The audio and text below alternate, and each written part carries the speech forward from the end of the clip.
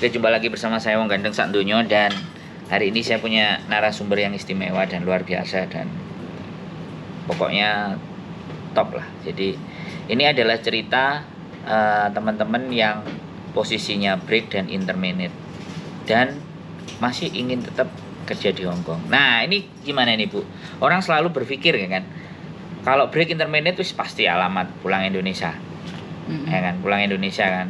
Padahal di Indonesia cari uang sulit, susah, dan majikan yang ABCD bla bla bla bla. Gimana menurut sampean, Bu? Hari ini saya memastikan tanya ke imigrasi langsung untuk hari ini, untuk anak terminate break dalam 14 hari secepatnya masukin kontraknya yang baru, masih bisa nunggu di Hong Kong. Ya, itu anak break atau terminate. Ya, masih bisa nunggu di Hong Kong. Tapi soal turun visa enggaknya Tidak ada garansi. Tidak ada garansi, itu tergantung imigrasi. Tapi untuk anak break, terminate, anak buah saya masih pada nunggu di Hong Kong. Ya. Break dan intermediate nunggu di Hong Kong? Ya. Ngeri nih. Masih ya, untuk sementara. Kalau untuk mulai 1 Mei, kita belum ada berita baru lagi. Nah, sekarang yang sudah tidak bisa extend itu, yang extend waktu itu kan kalau 1 tahun sebelumnya kita harus keluar dari Hong Kong. Ya. Ya, tapi dulu kan bisa extend. Sekarang sudah tidak bisa, harus entry. 1 Mei. Mulai 1 Mei atau tanggal 30 April sudah tidak bisa extend lagi. Tapi case atau kasus-kasus di mana break dan intermediate itu di masa lalu sebelum COVID, itu apakah juga ada beberapa yang memang bisa tunggu visa di Hong Kong? Untuk anak buah saya dari COVID sampai sekarang masih pada nunggu di Hong Kong. Sebelum COVID pun? Sebelum COVID dulu emang anak harus pulang.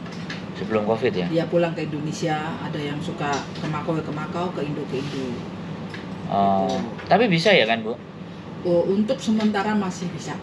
Iya, karena tadi ada buktinya. Ada Reni, anak buah kamu, itu, anak buah Abi atau kamu itu. Siap, itu udah, bisa ya? Udah bisa. Dia malah dia ngebreak atau terminate kemarin, dia nunggu visa terus cancel, udah itu saya carikan lagi. Nggak sampai 1 bulan, sekarang dia udah kerja. Yang terpenting itu sebenarnya apa sih, Bu? Nggak milih majikan atau gimana? Kalau break sama intermediate itu tetap bisa kita bantu. Yang penting itu ada tanda tangan majikan. Harus ada surat rilis dari majikan. Rilis letternya itu ya? Iya, betul. Dan kalau bisa lebih dari 1 tahun, itu kalau bisa ya.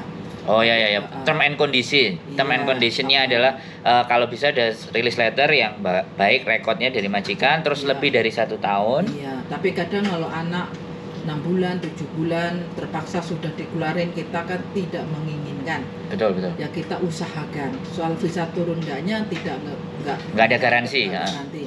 Tapi alhamdulillah anak buah saya banyak yang turun. Banyak. Berapa? 6, 7 bulan, 9 bulan atau lebih dari 1 tahun? Setelah Desember ini 2002 itu imigrasi sudah nggak begitu lock banget, nggak begitu ngunci. Begitu strict. Tapi sebelum Desember itu emang banyak yang pulang ya, wes dapat surat merah. Dapat surat merah semuanya pulang karena imigrasi mungkin terima komplainan banyak dari majikan untuk anak-anak pada ganti majikan waktu itu. Untuk sementara, untuk sekarang sudah normal, mudah-mudahan ya lancar semuanya. Berarti strategi ya yang menyebabkan mereka bisa itu depend on officer atau depend on yang ngurusi? Pengurusi kan pasti agent. Depend on officer immigration. Ya, semua agen itu sama. Kita ngajukan kontra semuanya sama. Itu depend on immigration. Jadi agen tidak berhak menurunkan visa atau agen ini itu nggak ada. Maksud saya gini loh, ada yang ya semuanya kan sebenarnya tergantung dari agensinya ya. Agensinya mau ngurusin apa enggak. Kalau misalnya mau ngurusin dan ini kita bantu, kan itu. Ya, agen juga ada yang mau memperjuangkan, ada yang tidak mau memperjuangkan. Ya, tapi kadang kayak aku sendiri sudah diperjuangkan. Kalau gagal, kadang anak itu malah nyalahkan saya gitu, seolah-olah saya yang salah gitu. Ada yang kayak gitu. Iya, wajar ya, karena memang expect lah, dia berharap tapi ternyata imigrasi. Ya, kita udah berjuang sampai waktu itu ada anak buah saya yang sebelum Desember kan emang ketat ya imigrasi, sampai majikan naik pun bikin surat pun Kalau Saya emang- juga pernah. Jadi kayak banding gitu ya. Iya, Nah, kalau hitungnya imigrasi banding. sudah no ya no. No. Tapi karena imigrasi pernah bicara sama saya, misalnya imigrasi telepon ke 3 majikan ya, berdua majikan. Majikan satu bilang kamu baik kerja di rumah saya. Majikan yang kedua bilang jelek kerja di rumah saya. Itu imigrasi masih membandingkan, masih mikir. Tapi kalau majikan A bilangnya, oh kamu kerjanya jelek, majikan B Jelek. kamu jelek, itu Selesai. selesai. Berarti rekod dia di sebelumnya itu yang dilihat sama officernya, Iya, betul. menjadi bahan pertimbangan. Iya. Wah, ini pelajaran penting. Terus apalagi kalau majikan bikin surat komplain ke imigrasi ya. Oh iya. Nah, itu. Kayak dituntut ya, malah nyurati Iya. imigrasi anak ini kabur gitu. Wah, Iya. itu bahaya ya. Ya makanya beberapa rumor yang terjadi katanya kamu nanti tak blacklist lah gini. Berarti si majikan itu ya aku nggak ngerti ya, berpikirnya tak laporin kamu ke imigrasi akan tak gini kan ada yang ngancem kayak gitu ke teman-teman kan. Nah, menanggapinya kita bagaimana, Bu? Terkadang imigrasi juga lihat rekod majikannya. Kalau majikannya ini emang terlalu sering ganti anak. Atau mereka imigrasi juga tidak sembarangan akan ngasih banding juga. Masih ada yang bisa turun juga visanya. Tergantung. Anak buah saya ada beberapa ya yang suratnya jelek dari majikan, kasus utang bank lah. Ada surat itu banyak yang turun. Dan anaknya nunggu di Hong Kong. Jadi dari beberapa case ya yang break dan interminate ini yang jelas Ibu pasti akan ngelihat anaknya, apakah ini akan kita perjuangkan atau ya sudah pergi. Itu pertimbangan Ibu apa biasanya? Yang saya pertimbangkan anak yang baru dari Indonesia yang sekitar baru berapa bulan, 1 bulan, 2 bulan, 6 bulan itu emang susah untuk pindah agensi. Sebenarnya bisa cuman ruwet harus kirim surat ke PT dan PT-nya harus kirim surat ke KJRI. Itu pun prosesnya lama, membutuhkan waktu lama dan minta duit.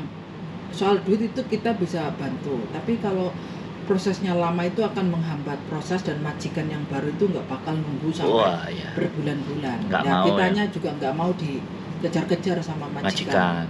Jadi itu yang menyebabkan kita ya sudahlah, pulang lo dulu.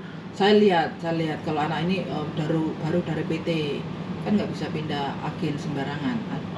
Di imigrasi itu ada sistem, bukan agennya yang ngunci. Kita sebagai agensi tidak ada kuasa. Oh agennya ini jahat, ngunci dokumen saya, itu tidak. Kita tidak bisa. Kita hanya. Oh ada kode etik ya? Kode etik antara KJRI, PT. Iya. Ada sesuatu ya? Iya. Mereka itu ada sistemnya ada. Tapi kalau anaknya spesial, oh anak ini misalnya dianiaya sama majikan dan akhirnya tidak mau bantu, saya bisa bantu maju ke KJRI untuk dibuka sistem lognya. Saya pernah, itu pun lolos. Jadi saya hindari yang rumit-rumit karena saya juga tenaganya sudah rapuh. Saya bantu, Bu. Ya. Saya bantu. Kalau anaknya emang bener-bener baik gitu ya. Mau kerja, saya biasanya masih mau nolong lah. Waktu itu anak itu masih potongan PT, terus dianiaya sama majikan, ada kasus itu saya bisa minta bantuan ke KJRI untuk dibuka, diloloskan. Lolos saya bisa. Iya. Jadi sebenarnya kita mau memproses pun tergantung anaknya ya, bagaimana cara berperilaku dan apa. Tapi ada juga kan Bu yang teman-teman yang dalam artian kita sudah berjuang dan berusaha tapi ternyata melengos dan bleset kan juga banyak juga ya. Ada, manusia tidak ada yang sempurna. Tapi lebih banyak apa enggak Bu menurut? Kalau anak buah saya masih banyak yang baik dibandingkan yang jahat lah ya. Mungkin ada 10 ya, mungkin 3 yang jelek lah. Karena saya lihat orangnya nggak ngejar banget ya. Jadi ada orang yang datang, ayo. Saya nggak nyari kan kayak gitu. Saya lihatnya kan begitu tuh. Saya tidak pernah merayu-rayu mbaknya ataupun majikan. Mereka butuh ya mari datang saya bantu. Kalau enggak saya nggak bakal. Ayo mbak, ayo ikut saya. Pasti gini, saya nggak pernah menjanjikan. Kamu mau nggak ini gitu kan? Iya. Seperti itu jadi ditanyakan. Saya apa adanya majikan ini gini, mau nggak gitu. Jadi benar-benar antara ibu dan majikan itu memang ada kenal gitu ya. Ya untuk selama puluhan tahun saya kerja agen saya sendiri Iya. ini, semua majikan itu kebanyakan dari majikan ke majikan referral. Jadi saya itu majikan Tercover ya artinya. Iya, heeh. Kita tahu ya Tahu, perangainya jadi dan majikan saya sini itu kebanyakan nggak sembarangan, jadi nggak kenal di internet atau di luar. Itu saya pun takut karena saya sendiri kepengen anak buah saya itu sukses. karena Banyak anak buah saya yang ibu non-act, pernah banyak- merasakan juga ya iya, yang kayak iya. teman-teman. Ada sukses saya seneng gitu. Tapi paling sedihnya kalau anak-anak utang bank, utang HEC, Prair, sampai berapa bank nggak kuat, akhirnya melarikan diri itu Nah. yang paling saya sedih. Ya. Nah, nipu sana sini itu paling saya nggak seneng. Kenapa Iya. kok bisa? Mm-mm. Kita kan orang Indonesia masih punya etik ketimuran. Nah, jadi kalau mau Bisa lah dibicarakan. iya punya utang apa harus kita gaji 5.000, 4.000, utang cicilan sampai 8.000, 7.000. Terus gimana kita mau makan? Ya. Akhirnya kerja nggak ada Semangat. nggak semangat. Buat bayar utang aja kurang. Akhirnya apa? Cari jalan pintas, melarikan diri. Temennya banyak yang OS, diiming-imingin, ayo cuci Sini, piring ya. di luar, gaji gede. Heeh. Belum dapat hasil sudah ditangkap. Yang kasihan siapa? Keluarganya yang di Indonesia. Iya. Anak, suami, ibu Iya. di penjara. Saya Bahkan ditelepon suaminya.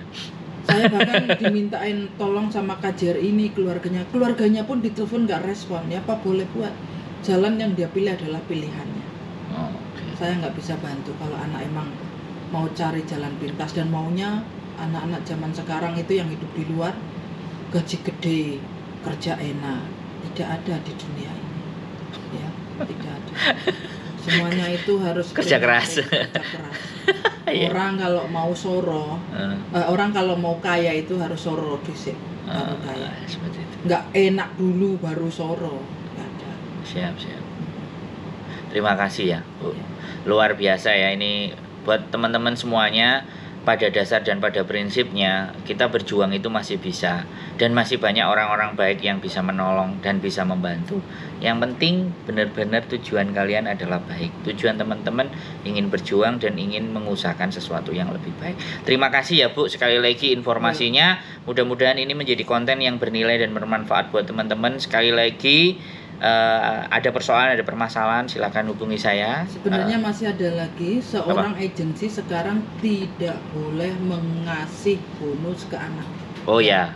Karena itu melanggar Ya. peraturan labor.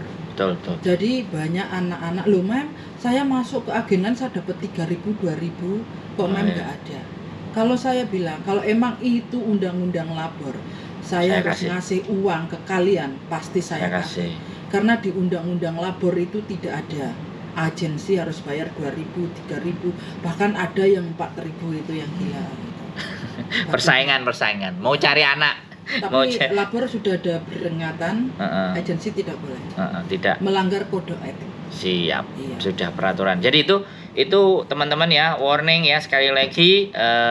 Ini yang saya ajak omong pasti narasumber yang istimewa. Kalau kalian mau ketemu, sampean bisa hubungin saya. Jadi saya bukan abal-abal dan mudah-mudahan sekali lagi konten-konten ini bisa memberikan manfaat, memberikan motivasi buat teman-teman yang masih ingin berjuang. Kalau memang kalian ingin memutuskan di luar dan cabut, ya silahkan, monggo. Sekali lagi kehidupan itu bebas memilih.